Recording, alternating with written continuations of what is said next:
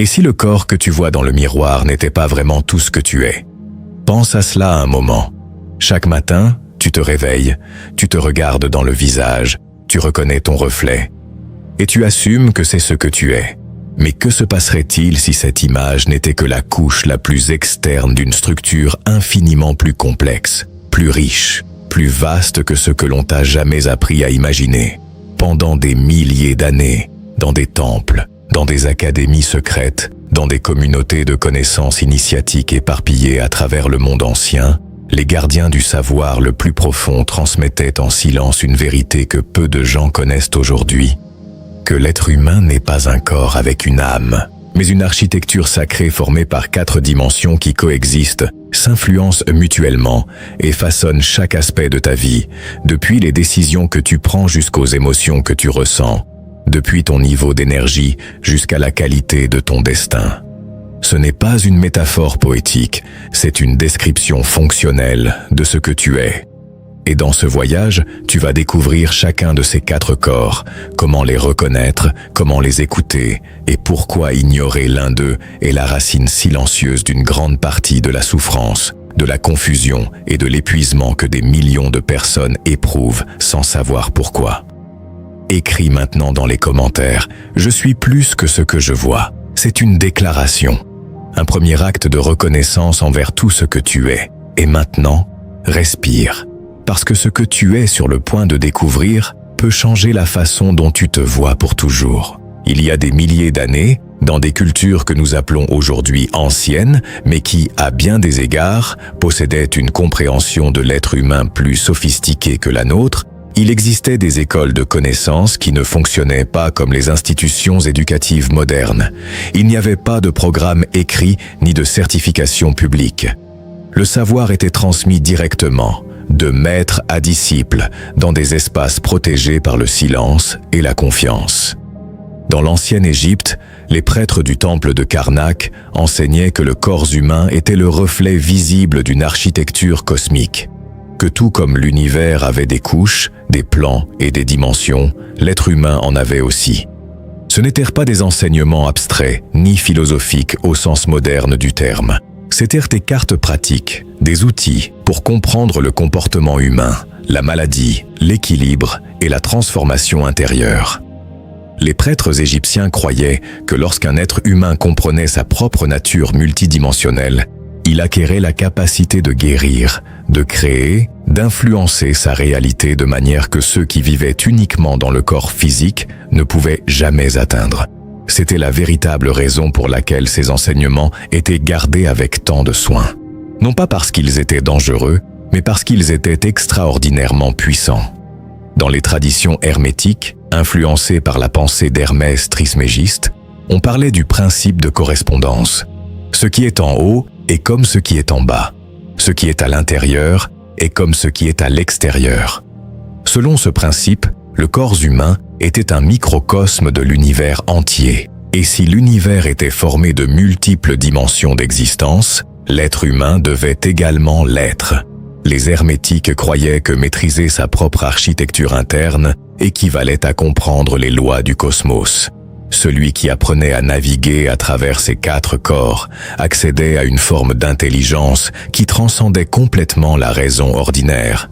Dans l'Inde ancienne, les textes upanishadiques décrivaient ce qu'ils appelaient les 5 koshas, ou enveloppes de l'être, chacune plus subtile que la précédente, depuis le corps physique jusqu'à la conscience pure. Les maîtres védiques enseignaient que la plupart des êtres humains vivaient piégés dans les enveloppes les plus externes, complètement inconscients des couches plus profondes de leur propre nature, et que la souffrance, dans sa racine la plus fondamentale, n'était rien d'autre que l'ignorance de ce que l'on est véritablement. Dans la tradition chinoise taoïste, on parlait du corps énergétique comme d'un réseau de méridiens et de canaux par lesquels circulait le chi, la force vitale invisible qui animait tout ce qui est vivant. Les maîtres taoïstes développèrent pendant des siècles des pratiques extraordinairement détaillées pour cultiver, déplacer et affiner cette énergie. Le tai chi, le qigong, l'acupuncture, la médecine traditionnelle chinoise, toutes ces disciplines sont nées de cette carte énergétique du corps humain. Ce n'étaient pas des superstitions. Ce étaient des technologies développées au fil de générations d'observations attentives et de pratiques systématiques. Dans la Kabbale hébraïque, l'arbre de la vie représentait les différents niveaux de l'âme humaine, chacun avec sa fonction, sa nature et sa manière de se connecter au divin. Les kabbalistes enseignaient que l'être humain était le seul être dans la création capable d'opérer consciemment à tous ces niveaux simultanément, et que cette capacité unique était à la fois sa plus grande responsabilité et son plus grand privilège.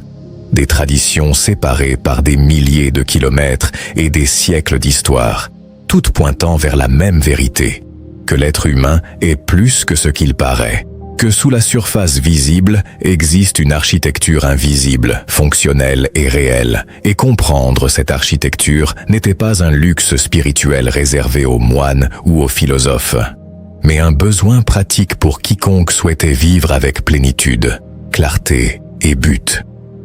Ce qui rend cette connaissance particulièrement puissante, c'est qu'elle n'a pas été cachée par peur ni par caprice. Elle a été préservée avec soin car ceux qui la recevaient sans préparation pouvaient la mal interpréter, la réduire ou simplement l'ignorer parce qu'elle ne correspondait pas à leur vision du monde. Un terrain fertile était nécessaire pour que ces graines germent. Un cœur prêt à remettre en question ce qu'il croyait savoir. Un esprit capable de supporter l'inconfort de l'inconnu sans se fermer. Une volonté d'aller au-delà du confortable et du familier. Et ce terrain est exactement ce que tu es en train de cultiver en ce moment en choisissant d'écouter, en choisissant de poser des questions, en choisissant de regarder au-delà de l'évident. Le simple fait que tu sois ici, prêtant attention à ces mots, dit quelque chose d'important sur le niveau de ta conscience en ce moment. Cela dit qu'il y a une partie de toi qui sait déjà que tu es plus, qui pressent déjà que l'histoire qu'on t'a racontée sur ce que tu es est incomplète. Si cette origine ancienne éveille quelque chose en toi, écris dans les commentaires « J'honore la sagesse ancienne ». Nous vivons à une époque d'abondance matérielle sans précédent.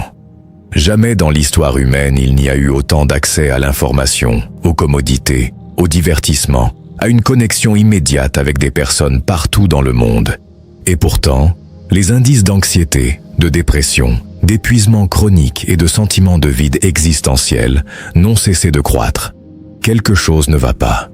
Si avoir plus devrait nous faire nous sentir mieux, pourquoi tant de personnes qui ont presque tout ressentent-elles qu'il leur manque quelque chose de fondamental?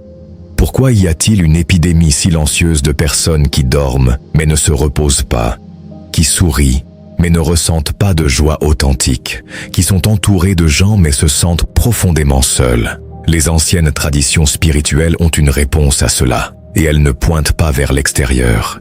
Elles pointent vers l'intérieur. Elles enseignaient que l'être humain peut être parfaitement nourri sur le plan physique, stimulé sur le plan mental et complètement déconnecté sur les plans énergétiques et spirituels. Et cette déconnexion, bien qu'invisible aux yeux, produit des symptômes très réels que la médecine conventionnelle traite fréquemment sans comprendre leur cause profonde. Le premier est la fatigue qui ne disparaît pas avec le sommeil.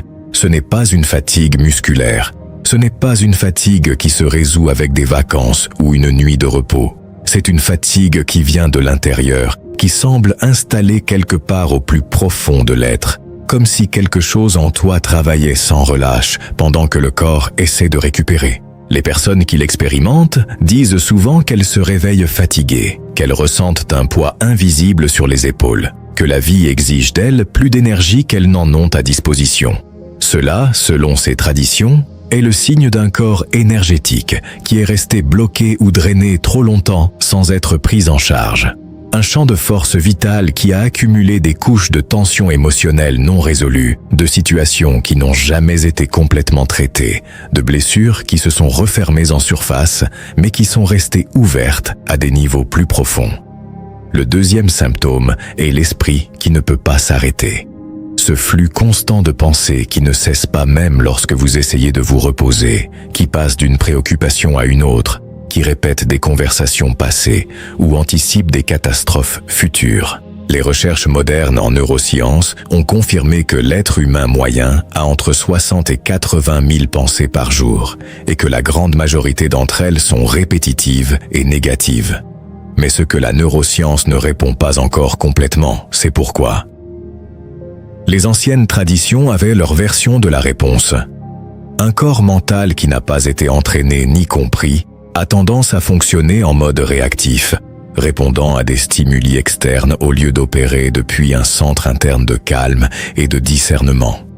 Sans une ancre plus profonde, l'esprit devient une machine qui tourne en rond, alimentant le corps énergétique de remplir les responsabilités de la vie quotidienne, mais de sentir que vous vivez de l'extérieur de vous-même, comme si vous observiez votre propre vie à travers un verre, sans pouvoir vous plonger complètement dedans. Beaucoup de gens décrivent cette expérience comme vivre en pilote automatique, comme si les jours passaient et qu'ils les observaient simplement sans vraiment les habiter. C'est la signature d'un corps spirituel ignoré, d'une dimension qui existe en toi, mais à laquelle personne ne t'a jamais appris à écouter, à reconnaître, à honorer. Il existe aussi un quatrième symptôme qui est rarement mentionné, mais qui est peut-être le plus révélateur de tous.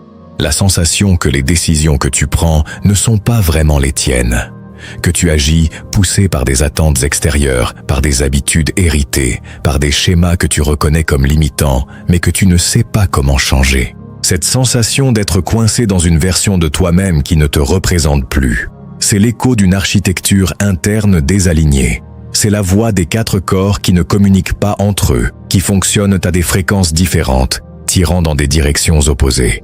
Et le résultat est exactement ce que beaucoup de personnes ressentent. Une vie qui fonctionne, mais qui ne vibre pas. Une existence qui remplit les exigences externes, mais qui n'a pas de contact avec la source la plus profonde de vitalité, de signification et de direction qui existe en chaque être humain. Ce qui rend cette perspective ancienne si puissante, c'est qu'elle ne considère pas ces symptômes comme des échecs individuels. Elle ne les appelle ni faiblesse, ni échecs. Elle les appelle des signaux qu'une partie de l'architecture interne demande de l'attention. Et cette distinction change tout. Parce que si ce que tu ressens n'est pas un échec mais un signal, alors tu n'as pas besoin de te corriger. Tu as besoin de t'écouter. Tu n'as pas besoin d'être différent. Tu as besoin de te connaître plus profondément. Si tu as déjà ressenti cette déconnexion sans savoir comment la nommer, écris maintenant « J'écoute mon intérieur ». Nous arrivons maintenant au cœur de cette connaissance. Les 4 corps. Pas comme une métaphore spirituelle vague, mais comme une description fonctionnelle des 4 niveaux de votre existence, qui opèrent simultanément, s'influencent mutuellement et déterminent ensemble la qualité de votre expérience de vie dans chaque dimension possible. Le premier est le corps physique. C'est le plus familier, le plus évident, celui que vous apprenez à connaître depuis l'enfance. C'est la structure de chair, d'os, de sang et de neurones qui vous permet de vous déplacer dans le monde, d'expérimenter des sensations, de sentir la chaleur du soleil, le froid de l'eau, l'étreinte de quelqu'un que vous aimez. Le corps physique est le véhicule, c'est le temple extérieur, et il mérite soin, repos, nutrition et mouvement. Mais ce que beaucoup de gens ne comprennent pas, c'est que l'état du corps physique ne dépend pas uniquement de ce que vous mangez ou de combien vous dormez. Il dépend également profondément des 3 autres corps. La médecine psychosomatique moderne a commencé à confirmer ce que les sages anciens savaient depuis des millénaires, que les émotions non traitées s'accumulent dans le tissu physique, que le stress mental prolongé affaiblit le système immunitaire, que la déconnexion spirituelle se manifeste sous forme de maladies physiques. Le corps physique ne ment pas. Il parle toujours. La douleur, la tension, la fatigue, la maladie, tout cela est le langage à travers lequel les plans les plus subtils de votre être essaient de communiquer avec vous lorsque vous ne les écoutez pas autrement. Le second est le corps énergétique. Appelé prana dans la tradition hindoue, chi dans la tradition chinoise, pneuma dans la pensée grecque ancienne, mana dans les traditions polynésiennes, ruach dans la tradition hébraïque. Des nombres distincts dans des cultures séparées par des océans et des siècles, tous pointant vers la même réalité. Il existe un champ de force vitale qui entoure et pénètre le corps physique, qui l'anime de l'intérieur, qui connecte chaque cellule à un courant invisible de vie. Lorsque ce corps s'écoule librement, tu ressens une vitalité spontanée, cette énergie qui émerge sans effort, Cette étincelle qui fait qu'un jour se sente complètement différent d'un autre malgré des circonstances externes pratiquement identiques. Les maîtres du Chi décrivaient ce corps comme une rivière avec de multiples affluents. Lorsque l'eau s'écoule librement, la rivière est vivante, brillante, propre. Mais lorsque quelque chose bloque le cours, l'eau stagne. Et l'eau stagnante perd sa clarté, accumule des sédiments, cesse de nourrir ce qu'elle touche. Ainsi fonctionne le corps énergétique humain. Les émotions réprimées, les traumatismes non résolus, les environnements toxiques maintenus pendant longtemps, les schémas de pensée négatifs répétés pendant des années, tout cela agit comme des obstacles dans ce fleuve d'énergie vitale. Et le résultat est cette fatigue profonde qui n'a pas d'explication physique logique. Ce vide qui ne se remplit ni de nourriture, ni de divertissement, ni de repos. Le troisième est le corps mental, et c'est ici que la plupart des gens passent l'intégralité de leur existence consciente sans le savoir. Le corps mental est le champ des pensées, des croyances, des récits, des schémas interprétatifs à travers lesquels tu filtres toute ton expérience. Ce n'est pas seulement l'esprit rationnel qui résout des problèmes. C'est l'espace où vivent les histoires que tu te racontes sur qui tu es, sur ce que tu mérites, sur ce qui est possible et ce qui ne l'est pas, sur si le monde est sûr ou menaçant, sur si tu es suffisant ou s'il te manque quelque chose. Ces histoires ne sont pas simplement des idées, ce sont des forces. Ce sont des fréquences qui irradient du corps mental vers le corps énergétique, colorant la qualité de ton champ vital. Et depuis le champ énergétique, ces fréquences descendent au corps physique, se manifestant sous forme de tension, de maladie, d'expression faciale, de posture corporelle, de la manière dont tu entres dans une pièce. Les anciennes traditions enseignaient que le corps mental est extrêmement puissant, mais aussi extrêmement réceptif. Ce que tu y sèmes avec répétition et émotion finit par devenir réalité sur le plan physique. C'est pourquoi la maîtrise du corps mental n'était pas considérée comme un exercice intellectuel, mais comme une pratique spirituelle de premier ordre. Changer une croyance profonde n'est pas seulement changer une pensée. C'est réorganiser l'architecture énergétique et éventuellement physique de toute ta vie. Et puis, le quatrième corps, le plus difficile à décrire avec des mots. Celui qui génère le plus de résistance dans l'esprit rationnel, et aussi le plus important. Le corps spirituel, également appelé le témoin silencieux, la conscience pure, l'être essentiel, l'Atman dans la tradition hindoue, le Tao dans la tradition chinoise, la présence dans les enseignements contemporains de maîtres comme Eckhart Tolle. Ce n'est pas quelque chose que tu acquiers, ce n'est pas quelque chose que tu construis avec discipline ou mérite, ce n'est pas un accomplissement spirituel que l'on atteint après des années de méditation. C'est ce que tu es déjà au niveau le plus fondamental de ton existence. Cela a toujours été là, avant que tu apprennes ton nom, avant que tu adoptes les croyances que tu définis aujourd'hui comme les tiennes, avant que le monde ne t'apprenne qui tu devrais être. C'est la présence qui observe tes pensées sans s'y identifier, celle qui perçoit tes émotions sans être définie par elles, celle qui demeure lorsque tout le reste change, lorsque les relations vont et viennent, lorsque le corps vieillit, lorsque les circonstances se transforment. Il existe un exercice très simple pour commencer à la reconnaître. Lorsque tu remarques que tu penses, pose-toi cette question. Qui remarque que je pense? Il n'y a pas de réponse conceptuelle à cela, car ce qui remarque n'est pas une autre pensée, c'est la conscience elle-même, cette présence silencieuse, attentive, sans forme ni limite définie, toujours présente, jamais absente. C'est le quatrième corps, et sa reconnaissance n'est pas la fin du chemin spirituel, c'est le début d'une relation complètement nouvelle avec toi-même. Écris maintenant. Je reconnais mes 4 corps. Ce que vous avez entendu jusqu'à présent est de la connaissance, et la connaissance a de la valeur. Mais il y a quelque chose que la connaissance seule ne peut pas vous donner, et c'est l'expérience directe. Car vous pouvez lire 1000 livres sur ce que c'est que de sentir la mer et continuer à ne pas savoir ce que vous ressentez lorsque l'eau salée vous entoure pour la première fois. Vous pouvez étudier pendant des années l'anatomie du cœur humain et n'avoir jamais expérimenté ce que c'est d'aimer profondément. Il en va de même pour les 4 corps. Vous pouvez les comprendre intellectuellement et continuer à ne pas les avoir ressentis. Et les ressentir, ne serait-ce qu'un instant, change quelque chose que les mots ne peuvent pas changer. Cela change la certitude. Cela change la relation que vous avez avec votre propre existence. Et cette certitude, une fois qu'elle s'installe en vous, ne peut être enlevée par aucun argument ni par aucune circonstance externe. Alors maintenant, je vous invite à une pratique. Vous n'avez besoin d'aucun élément spécial. Vous n'avez besoin ni de musique, ni d'encens, ni de posture particulière. Tu as seulement besoin de ton attention et de ta disposition à l'orienter vers l'intérieur pendant quelques minutes. Commence par amener ta conscience dans le corps physique. Ne cherche pas à le détendre ni à le changer. Observe-le simplement exactement comme il est en ce moment. Ressens le poids de ton corps reposant sur la chaise, le sol ou la surface sur laquelle tu es. Ressens la température de ta peau, la pression subtile de tes vêtements sur tes épaules, tes jambes, tes pieds.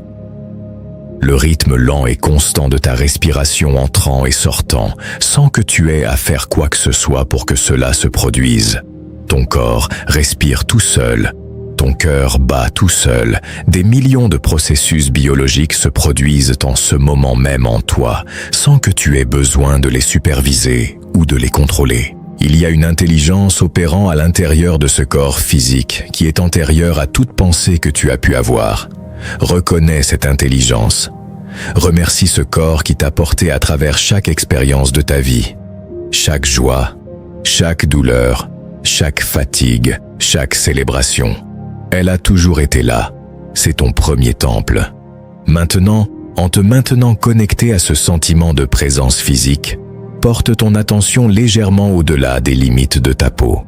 Imagine qu'à quelques centimètres de ton corps physique existe un champ de lumière très douce, une membrane d'énergie vivante qui entoure et pénètre chaque cellule de ton être. Tu n'as pas besoin de le voir avec tes yeux physiques. Permets simplement à ton imagination de le reconnaître. C'est ton corps énergétique.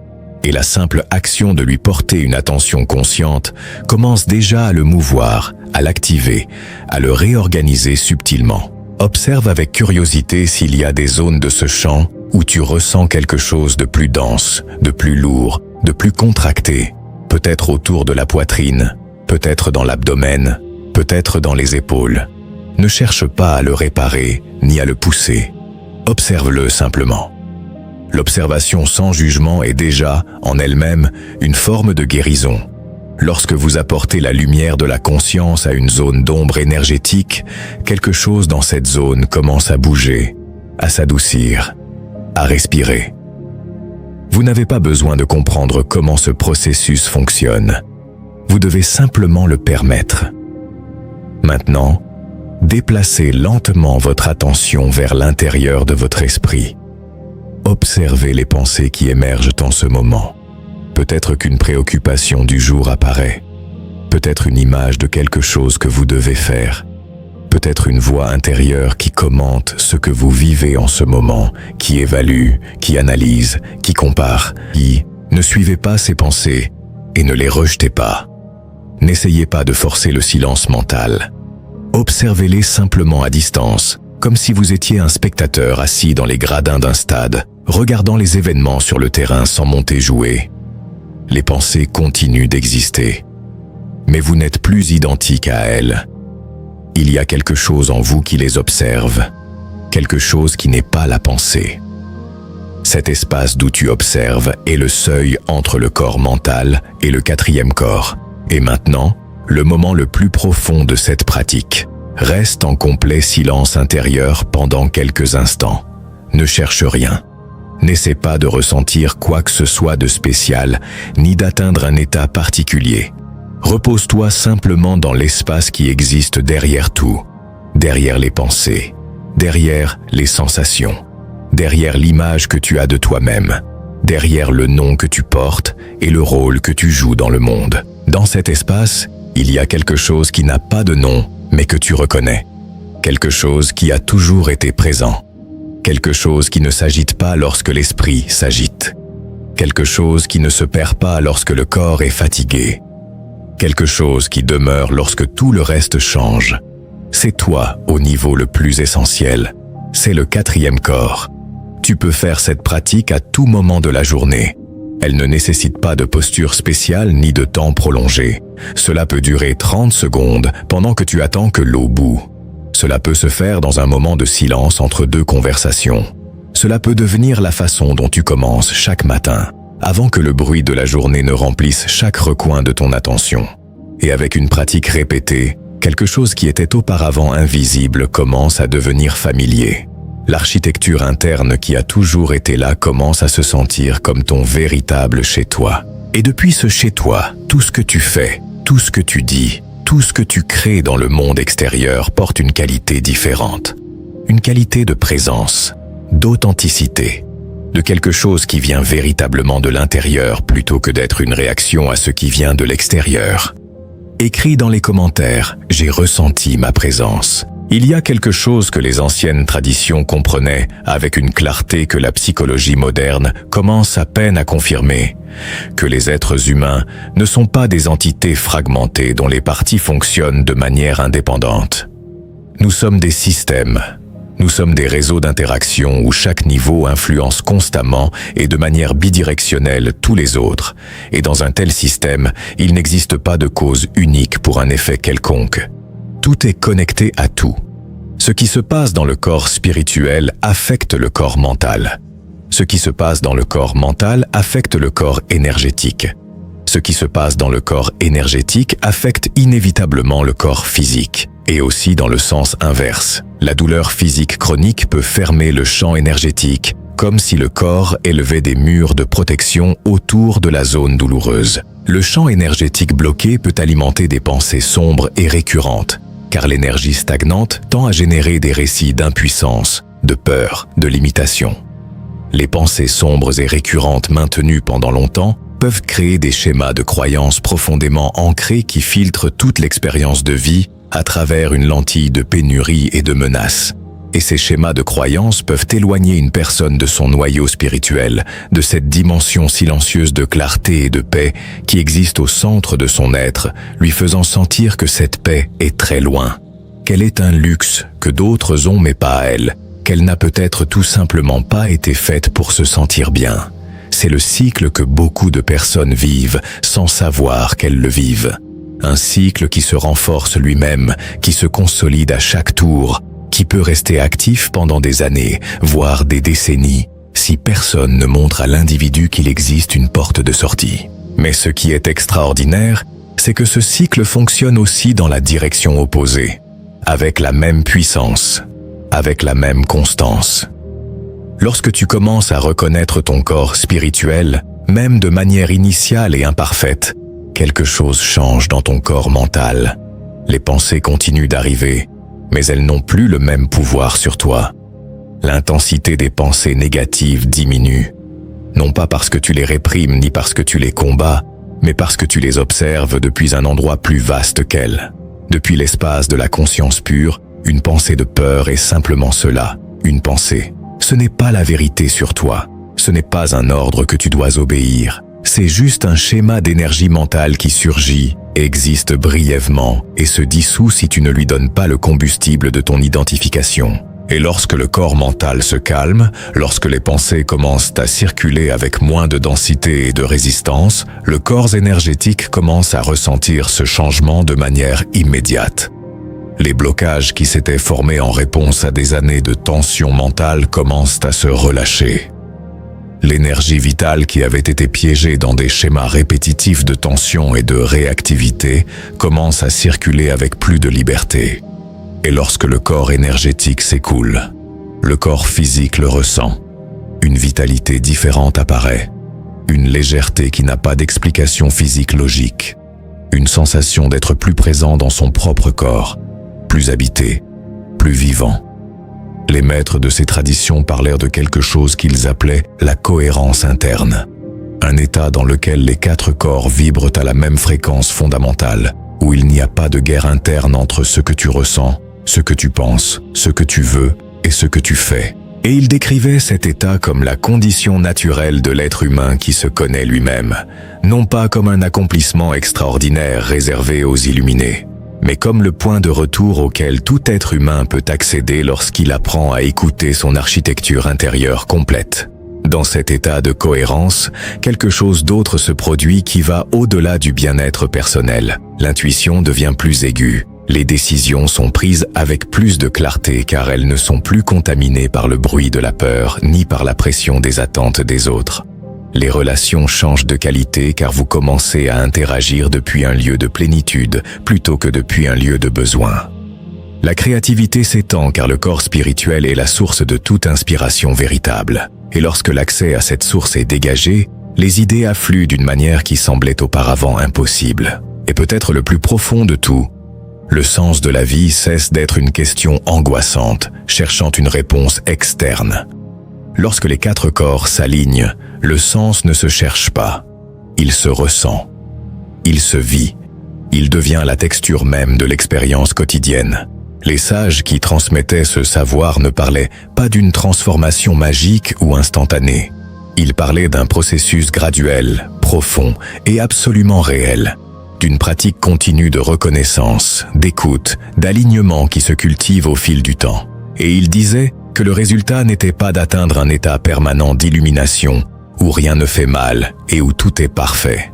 Le résultat était quelque chose de beaucoup plus pratique et profond. Vivre depuis un centre. Avoir un point de référence interne qui ne dépend pas des circonstances externes.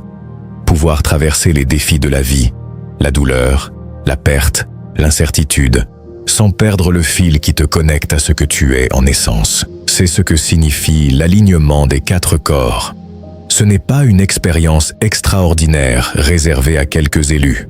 C'est l'état naturel de l'être humain qui a appris à se connaître dans toutes ses dimensions. Et c'est l'état auquel toi, exactement toi, peux commencer à te rapprocher dès cet instant précis. Écris maintenant. J'aligne mon être. Maintenant, tu sais quelque chose que la plupart des gens n'entendent jamais. Pas parce que cette information est interdite, ni parce qu'elle est difficile à trouver, mais parce que nous vivons dans une culture qui entraîne l'attention vers l'extérieur depuis le premier jour de la vie. Qui mesure la valeur d'une personne par ce qu'elle produit, par ce qu'elle accumule, par ce qu'elle réalise dans le monde extérieur, et qui fait rarement de la place pour la question la plus fondamentale qu'un être humain puisse se poser. Qui suis-je vraiment, au-delà de tout ce qu'on m'a dit que je suis? Tu es une architecture vivante, une structure sacrée, formée par 4 dimensions d'existence qui opèrent simultanément, qui communiquent constamment et qui, lorsqu'elles s'alignent, produisent une vie d'une cohérence, d'une profondeur et d'une plénitude qui ne peuvent pas être fabriquées de l'extérieur, qui ne peuvent pas être achetées ni forcées ni imitées, mais seulement cultivées de l'intérieur avec patience, avec honnêteté et avec une disposition sincère à se regarder sans peur. Le corps physique est ta présence dans le monde, l'instrument à travers lequel tu expérimentes la réalité, tu te relies aux autres et tu manifestes dans la matière tout ce que tu as à l'intérieur. Il est sacré, non pas en tant qu'objet de vénération, mais comme le véhicule unique et irremplaçable à travers lequel ta conscience vit cette expérience particulière d'être humain en ce temps, en ce lieu.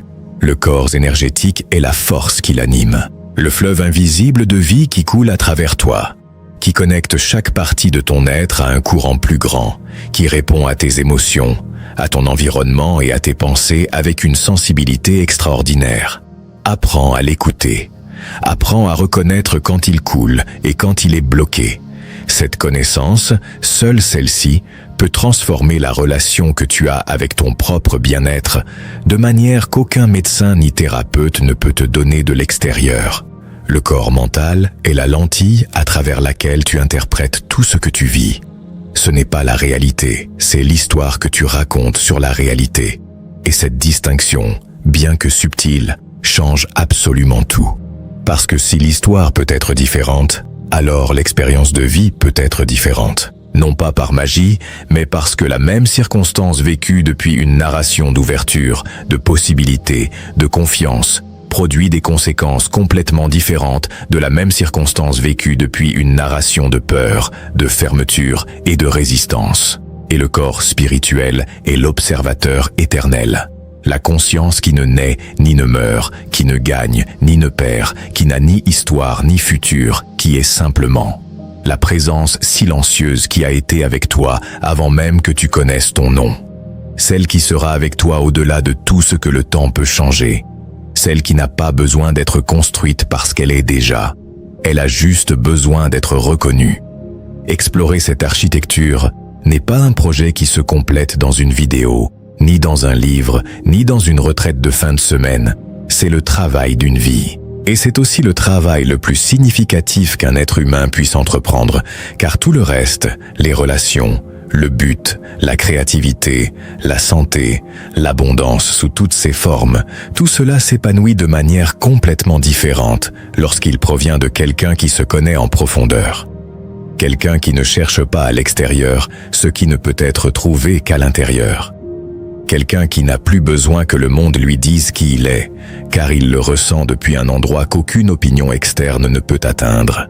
C'est l'être humain qui émerge lorsque les 4 corps s'alignent, pas un être sans problème, pas quelqu'un qui vit au-dessus de la douleur ou des difficultés de l'existence, mais quelqu'un qui les traverse depuis un centre qui ne se brise pas. Quelqu'un qui peut plier avec le vent sans perdre ses racines. Quelqu'un qui connaît la différence entre ce qui est transitoire et ce qui est essentiel, et qui peut lâcher le premier avec grâce précisément parce qu'il est ancré dans le second. Cet espace existe pour continuer à explorer ensemble, pour continuer à découvrir les couches les plus profondes de ce que nous sommes, pour garder vivante la question, pour honorer le mystère, pour nous rappeler mutuellement qu'il y a plus en nous que ce que le monde nous a appris à reconnaître.